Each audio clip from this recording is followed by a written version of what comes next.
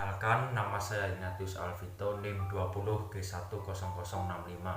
Di sini saya akan menjelaskan atau meringkas bab 1 sampai 7 filsafat dan ilmu logika. Dari bab 1, apa itu konsep dasar filsafat? Filsafat merupakan ilmu yang sudah sangat tua. Bila kita membicarakan filsafat, maka pandangan kita akan tertuju jauh ke masa lampau di zaman Yunani kuno. Pada masa itu semua ilmu dinamakan filsafat. Dari Yunanilah kata filsafat ini berasal dari kata philos dan sophia. Philos artinya cinta yang sangat mendalam dan sophia artinya kebijakan atau kearifan. Istilah filsafat sering dipergunakan secara populer dalam kehidupan sehari-hari, baik secara sadar maupun tidak sadar dalam penggunaan populer. Filsafat dapat diartikan sebagai suatu pendirian hidup atau individu dan dapat juga disebut sebagai pandangan masyarakat. Mungkin Anda pernah bertemu dengan seorang dan mengatakan, filsafat hidup saya adalah hidup seperti oksigen, menghidupi orang lain dan diri saya sendiri. Atau orang lain lagi mengatakan, hidup harus bermanfaat bagi orang lain dan bagi dunia. Ini adalah contoh sederhana tentang filsafat seseorang. Yang kedua, kita diajarkan untuk hidup sederhana dengan cara harus bersyukur dengan keadaan di sekitar atau tidak selalu mengeluh apa yang telah diberikan orang lain kepada kita dengan ikhlas. Bab yang ketiga tentang pengetahuan. Pengetahuan adalah keseluruhan pemikiran, gagasan, ide, konsep, dan pemahaman yang dimiliki manusia tentang dunia dan segala isinya, termasuk manusia dan kehidupannya. Ciri-ciri ilmu pengetahuan yang pertama adalah objek. Objek adalah ilmu pengetahuan harus memiliki objek empiris, yaitu objek yang dikaji oleh ilmu pengetahuan dan objek itu dapat ditangkap dengan indera. Yang kedua, metode. Metode adalah untuk mendapatkan pengetahuan yang benar. Ilmu pengetahuan menggunakan metode tertentu yang dapat dipertanggungjawabkan. Yang ketiga, sistematik. Sistematik adalah cara kerja ilmu pengetahuan untuk memperoleh pengetahuan objektif bersifat sistematik atau urusan logis. Yang keempat, universal. Universal adalah kebenaran pengetahuan berlaku universal atau umum tanpa kecualian. Ciri universal meliputi dua aspek. Yang pertama, penggunaan ilmu pengetahuan dan teknologi. Yang kedua, subjek yang mempelajari ilmu pengetahuan. Yang kelima, rasional.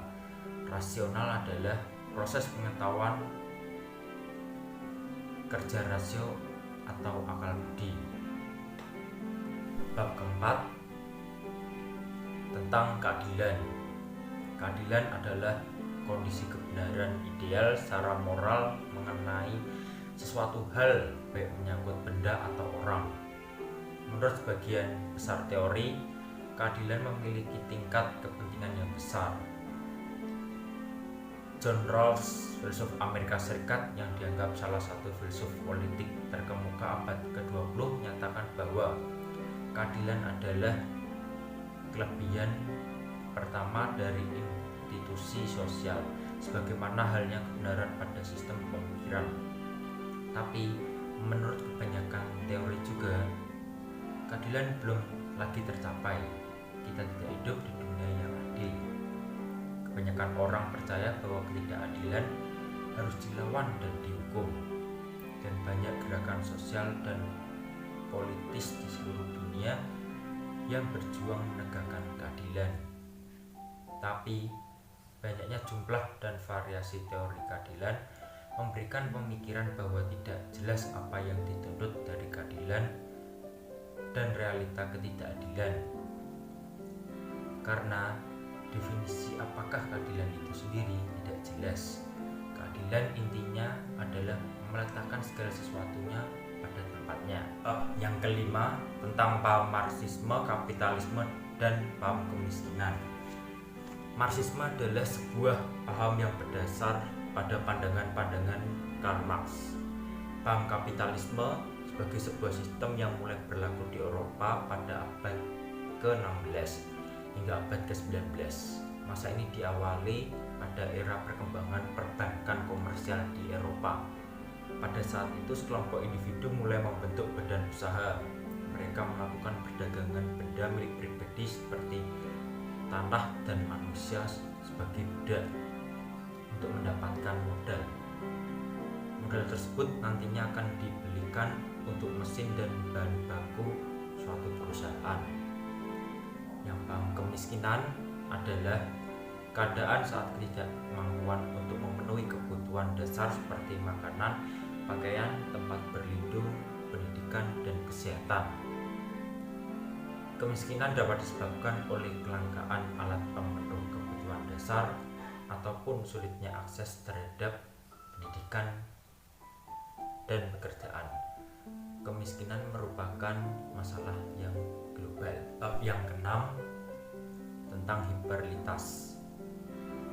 Hiperrealitas digunakan di dalam semiotika dan filsafat pasca modern untuk menjelaskan ketidakmampuan kesadaran hipotetis untuk membedakan kenyataan dan fantasi, khususnya di dalam budaya pasca modern berteknologi tinggi. Hiperrealitas adalah makna untuk mempersifatkan bagaimana kesadaran mendefinisikan kenyataan sejati di dunia, di mana keanekaragaman media dapat secara mengakar, membentuk dan menyaring kejadian atau pengalaman yang sesungguhnya. 7. Tentang ontologi. Untuk berbicara tentang ontologi, kita terlebih dahulu harus memahami apa itu ontologi. Berbicara tentang ontologi tentu tidak akan bisa melepaskan diri dari kajian filsafat. Hal ini terlebih kepada adanya keterkaitan istilah ontologi dengan filsafat. Secara etimologi, kata ontologi berasal dari bahasa Yunani sebagaimana adib. Dalam konteks ini dapat kita pahami bahwa ontologi berasal dari kata ontos dan logos. Ontos memiliki makna suatu wujud, sedangkan makna logos berarti ilmu. Selanjutnya, mengapa ilmu filsafat dan logika penting bagi mahasiswa? Karena mampu memberikan arti penting terhadap orientasi, tujuan, jalan, dan peta kehidupan dalam konteks lain. Mata kuliah filsafat dan logika ini sekaligus mampu menelusuri perkembangan kekinian yang bertumbuh pada rumus dan kajian kesadaran diri, baik pada aspek kognisi, afeksi maupun psikomotorik, sebagai calon manusia yang memiliki kehendak untuk memilih dan menentukan pilihan hidup, disertai dengan logikanya yang dipilihnya. Sebutkan satu tokoh filsuf yang Anda tidak setuju dengan pendapatnya. Jelaskan mengapa.